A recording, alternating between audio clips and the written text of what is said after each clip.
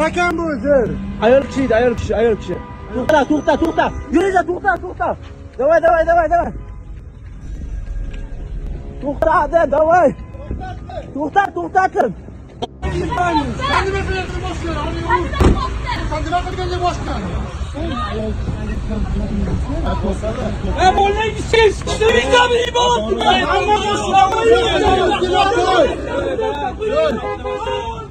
Saklasan mashinani.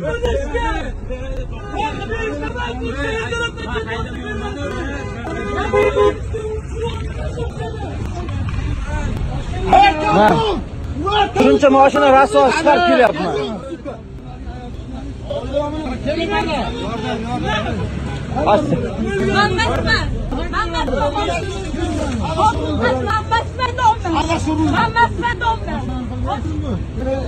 Ana uyingga yonidagi qizingni orqasiga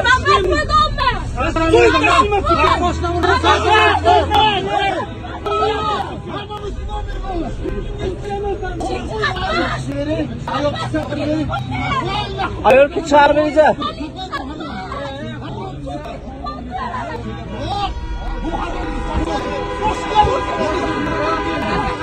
Qo'ldagi ro'yingiz aka.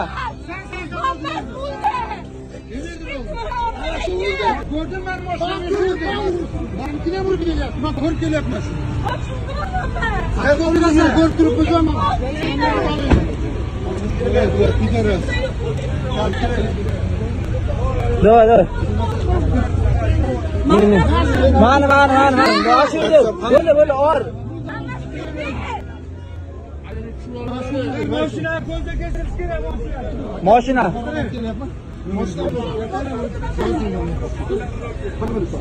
Ben oturayım. Güzel, buradan yemin. Oturayım. Aka.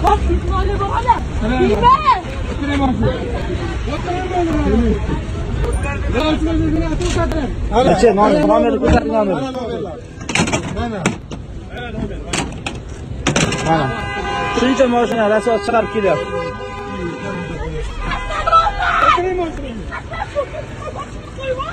Allah koyasın.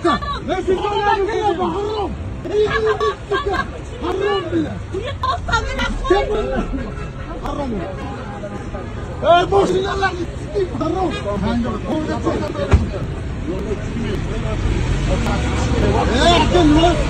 Yarıştın ne? Boşuna vurup kaçıyor. Ama boşuna. Orkun kesin. Aka, naret. Toshkent viloyatida boshlar urib qochayotdi. Ishlarda davlat tez yuzli bilan 10-15 kun boshlar urib qochyapti. 15 ta emas, 30 ta. Buni tiktirib.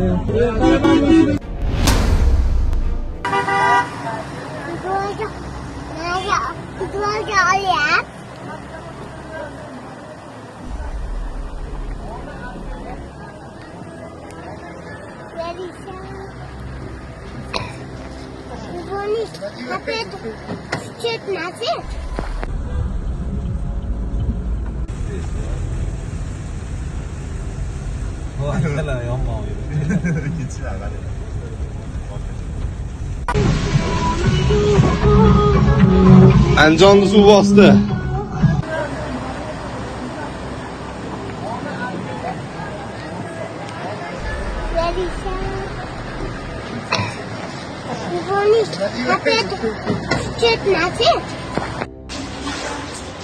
Eski shahar, eski uzun bozorda oldagi Old City domda podvali.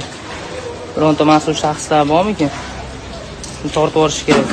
Kanalizatsiyalardan toshib chiqyapti. Do'konlar ichi uyib ketib bo'ldi. Do'konlar ichi mana shu akfa bo'ylab suv olib ketdi. Suv kirib ketgan. Yomg'irda oqibati mana shu. O'tirib qolganlar uy qaranglar. Shunga shu davlatimiz qarash kerak-da. Rahmat mana shu odamlarga ham kam bo'lmasin.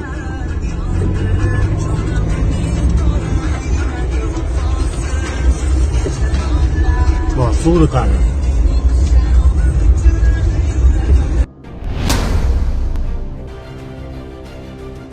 Amerika Qo'shma Shtatlari qo'shinlari Yaman shimolidagi Ras Isa neft portiga havodan zarba berdi. Amerikalik harbiylar port terminali to'liq yo'q qilinganini, u Ansorulloh harakati uchun asosiy daromad manbai bo'lganini bildirdi. Yamandagi husiychilar boshqarayotgan sog'liqni saqlash idorasi zarbada 74 kishi halok bo'lganini, 171 kishi yaralanganini ma'lum qilgan. Halok bo'lganlarning aksariyati port ishchilari bo'lgan. Husiychilar portni faqat fuqarolik maqsadlarida foydalanadigan inshoot deb ta'riflab, hujumni harbiy jinoyat deb atadi. Ular bu amaliyot javobsiz qolmasligini aytmoqda.